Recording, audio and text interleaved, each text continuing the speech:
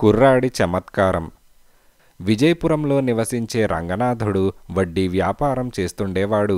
అతని వద్ద అపారమైన సంపద ఉన్నా తృప్తి అనేది మాత్రం లేదు.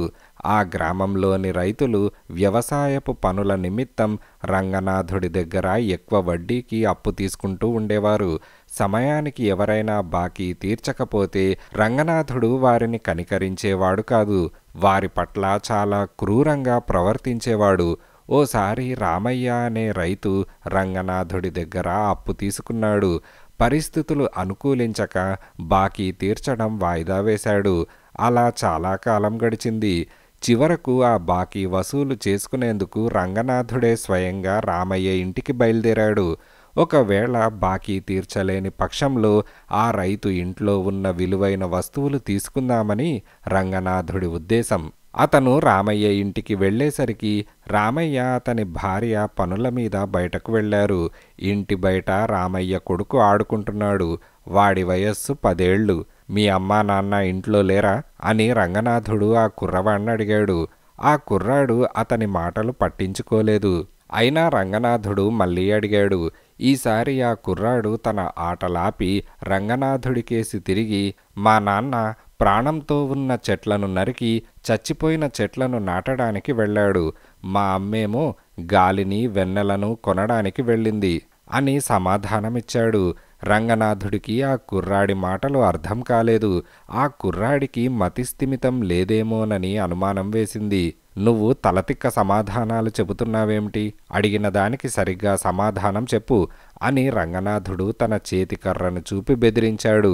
ఆ కుర్రాడు ఆ కర్రను చూసి కొడతాడేమోనని భయపడ్డా ధైర్యం తెచ్చుకొని మళ్ళీ అదే జవాబు చెప్పాడు. ఆ కుర్రాడు తనను చూసి బెదరడం లేదని గ్రహించిన రంగనాథుడు ఆ కుర్రాడిని బుజ్జగిస్తూ, బాబు, నా మాట విను. మీ నాన్న నాకు బాకీ ఉన్నాడు. ఇంతవరకు తీర్చలేదు. డబ్బులు అడుగుదామని వచ్చాను. మీ అమ్మా నాన్న ఎక్కడున్నారో నిజం చెప్పు. మీ నాన్న అప్పు రద్దు చేస్తాను అని అన్నాడు. మీరు నన్ను చిన్నపిల్లవాణ్ణి చేసి వేళాకోళమాడుతున్నారా? నాకు మీ మాటల మీద ఏమాత్రం నమ్మకం లేదు అని నిర్భయంగా అన్నాడా కుర్రవాడు. పంచభూతాల సాక్షిగా నువ్వు నిజం చెబితే మీ నాన్న అప్పు చెల్లించనవసరం లేదని వాగ్దానం చేస్తున్నాను అని రంగనాథుడన్నాడు. పంచభూతాలు వచ్చి సాక్ష్యం చెప్పలేవు కదా. అందువల్ల వేరే ఎవరి మీదైనా ప్రమాణం చేసి చెప్పండి. నేను అంతరార్థం వివరిస్తాను అని కుర్రవాడన్నాడు. రంగనాథుడు అటూ ఇటూ చూశాడు. ఒక్క మనిషి కూడా లేడు. రంగనాథుడు లోలోపల ఆనందపడుతూ, అదిగో తూర్పు దిక్కున మన ఊరి రామాలయం ముందు గోపురం కనపడుతుంది కదా. ఆ గాలి గోపురం సాక్షిగా ఈ కుర్రవాడు తన తల్లిదండ్రుల విషయంలో నిజం చెబితే బాకీ రద్దు చేస్తాను అని చెప్పగానే కుర్రవాడు తల అడ్డంగా తిప్పాడు. దేవుడి మీద ఒట్టేసినా నమ్మవా అని రంగనాథుడు నవ్వుతూ అడిగాడు. ఆ కుర్రవాడు సిగ్గుపడి తన మాటల్లోని అంతరార్థం వివరించాడు. మా నాన్న బతికి ఉన్న చెట్లు నరికి చనిపోయిన చెట్లు నాటడానికి వెళ్ళాడన్నాను కదా. కట్టెలమ్మి మా ఇంట్లో వంట సామాను తీసుకొస్తాడు మా నాన్న. ఇక మా అమ్మ విసనకర్రలమ్మి రాత్రి దీపం వెలిగించడానికి అవసరమైన నూనె కొంటుంది. గాలి అమ్మి వెన్నెల కొనడమంటే అర్థం ఇదే అని కుర్రవాడు చెప్పాడు. నిజానికి రంగనాథుడికి బాకీ రద్దు చేసే ఆలోచన లేదు. ఆ కుర్రాడి నుంచి నిజం రాబట్టుకోవడానికి అబద్ధమాడాడు. మళ్ళీ కొద్ది రోజుల తర్వాత బాకీ వసూలు కోసం రంగనాథుడు ఆ రైతు ఇంటికి వచ్చాడు. రామయ్య ఇంకొంత గడువడిగాడు.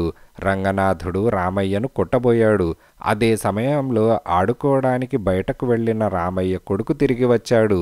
ఈ దృశ్యాన్ని చూడగానే వాడు రంగనాథుడికి అడ్డుపడ్డాడు. ఆ రోజు మా నాన్న అప్పు చెల్లు చేస్తానన్నావు, ఇప్పుడిలా దౌర్జన్యం చేయడం సమంజసమా అని ఎదురు తిరిగాడు. అబ్బే, నేనా మాట ఎప్పుడన్నాను అని రంగనాథుడు బుకాయించాడు. ఆ కుర్రవాడు తన తల్లిదండ్రులకు ఇరుగు పొరుగు వారందరికీ ఆ రోజు జరిగిందంతా వివరించాడు. ఎవరు ఎటువైపు చెప్పలేకపోయారు.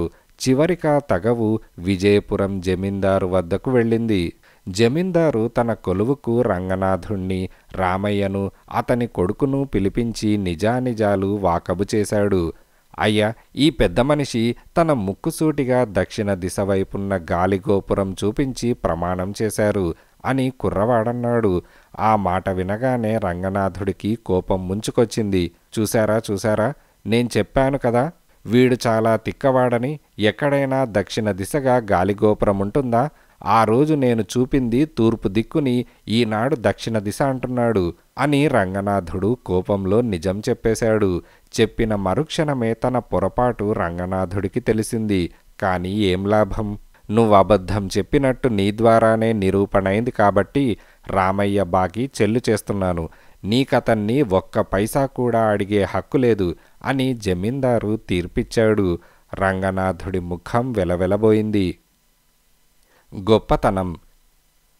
ఐన్స్టీన్ ప్రపంచ ప్రఖ్యాతి చెందిన శాస్త్రవేత్త అన్న సంగతి అందరికీ తెలిసిందే. ఆయన తాను ప్రతిపాదించిన థియరీ ఆఫ్ రిలేటివ్ మీద ఉపన్యసిస్తూ దేశమంతటా ఉన్న విశ్వవిద్యాలయాలకు పర్యటన జరుపుతున్న రోజులవి.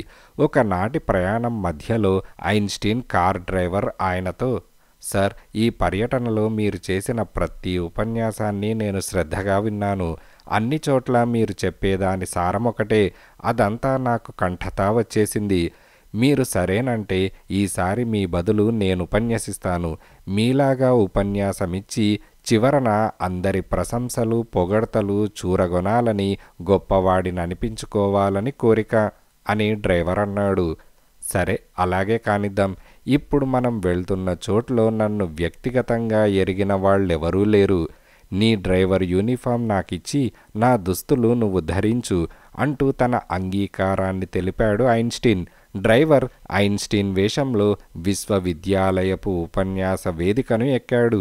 అంతకు ముందు అనేకసార్లు చూసి విని ఉన్న ఉపన్యాసాన్ని హావభావాలతో సహా అనర్గళంగా వివరించాడు. సభ చప్పట్లతో మారుమ్రోగిపోయింది. ప్రశంసలు వర్షంలా కురిశాయి. డ్రైవర్ మనస్సు గర్వంతో పొంగిపోయింది. గొప్ప గొప్ప విద్యావేత్తలు, శాస్త్రవేత్తలు ఐన్స్టీన్ వేషంలో ఉన్న డ్రైవర్తో కరచాలనం చేయటానికి బారులు తీరి నిలబడ్డారు. ఒక ప్రొఫెసర్ డ్రైవర్తో కరచాలనం చేసి, మీరు చెప్పింది ఆశాంతంగా విన్నాను, అయినా నాకొక సందేహం నివృత్తి కాకుండా ఉన్నది అంటూ క్లిష్టమైన తన సమస్యను వినిపించాడు. అందుకు సమాధానం ఏమిటనేది కొంచెం కూడా డ్రైవర్కి తెలియదు. అప్పటిదాకా గర్వంతో ఉప్పొంగిన ఒళ్ళు చప్పున చల్లబడింది. బిక్కమొహం వేసి కొంచెం ఎడంగా నించొని ఉన్న ఐన్స్టీన్ వంక చూసి తనను కాపాడమన్నట్లు కళ్ళతో ప్రార్థించాడు. డ్రైవర్ పని కుడితిలో పడ్డ ఎలుకలా ఉందని ఐన్స్టీన్ గ్రహించాడు. ప్రొఫెసర్ అడిగిన ప్రశ్నలకు సమాధానం చెప్పకపోతే పోయేది డ్రైవర్ పరువు కాదని, తన పరువేనని ఆయనకు తెలుసు. వెంటనే కలగజేసుకొని, ప్రొఫెసర్, ఆయన కార్ డ్రైవర్నైన నాకే ఈ ప్రశ్నకు సమాధానం తెలుసునే. పరిహాసానికో తుంటరితనానికో మీరీ ప్రశ్న అడగటం లేదు కదా అంటూ ఆ ప్రొఫెసర్ వెళ్ళిబుచ్చిన సందేహాన్ని డ్రైవర్ వేషంలో ఉన్న ఐన్స్టీన్ నివృత్తి చేశాడు.